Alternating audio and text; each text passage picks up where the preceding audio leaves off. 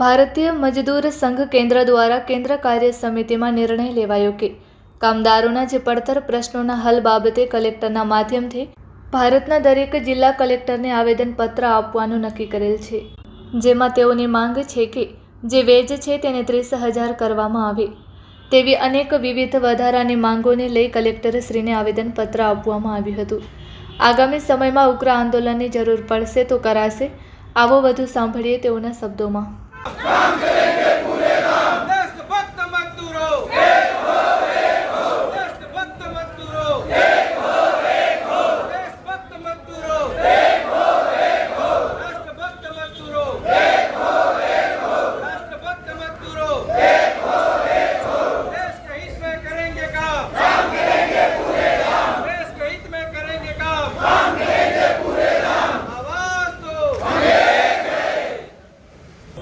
મારું નામ જિગ્નેશ ગોસ્વામી, જિલ્લા મંત્રી ભારતીય મજદૂર સંઘ કચ્છ જિલ્લા।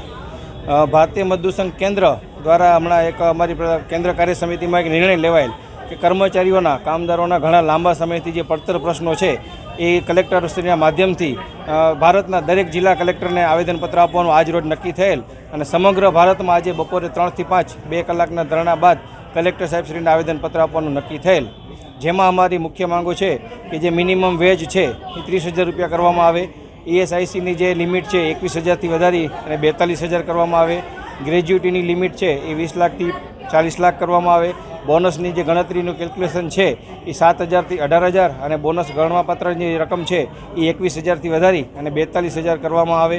આંગણવાડી, આશા વર્કર અને મધ્યાહન ભોજનના જે અમારા કામદારો છે જે સ્કીમ વર્કર કહેવાય એમને માનદ વેતનમાં વધારો, સમાન કામ સમાન વેતન, કોન્ટ્રાક્ટમાં ફરજ બજાવતા કામદારોને કાયમી કર્મચારી કરવા, આવી વિવિધ માંગોને લઈ અને આજરોજ અમે કલેક્ટર સાહેબશ્રીને આવેદનપત્રો પાઠવેલ છે।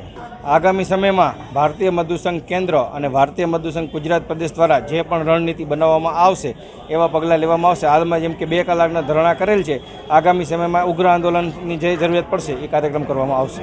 મારું નામ રાજગોર શિલ્પા છે। ભારતીય આંગણવાડી કર્મચારી મહાસંઘ વિભાગ મંત્રી તરીકે મારી જવાબદારી છે। અત્યારે અમારા આંગણવાડીના ઘણા બધા પ્રશ્ન છે, જેમ કે કેન્દ્ર સરકાર દ્વારા ઘણા સમયથી અમારો પગાર વધારો કરવામાં આવેલ નથી, તો કમસે કમ અમને લઘુત્તમ વેતનમાં સમાવેશ કરવામાં આવે। ત્યારબાદ દર વર્ષે અમારે 10% લઘુત્તમમાં વધારો કરવામાં આવે, હેલ્પર અને વર્કરને પ્રમોશન આપવામાં આવે। ઘણા સમયથી જે પ્રમોશન મળ્યા જ નથી, તો લાયકાત ધરાવતા બહેનોને ઉંમરની બાંધછોડ વગર પ્રમોશન આપવામાં આવે। ત્યારબાદ કે અમારા જે વયમર્યાદા છે 58 વર્ષ કરેલ છે, પરંતુ તેને 65 વર્ષ કરવામાં આવે, એવા વિવિધ અમારા માંગણી છે।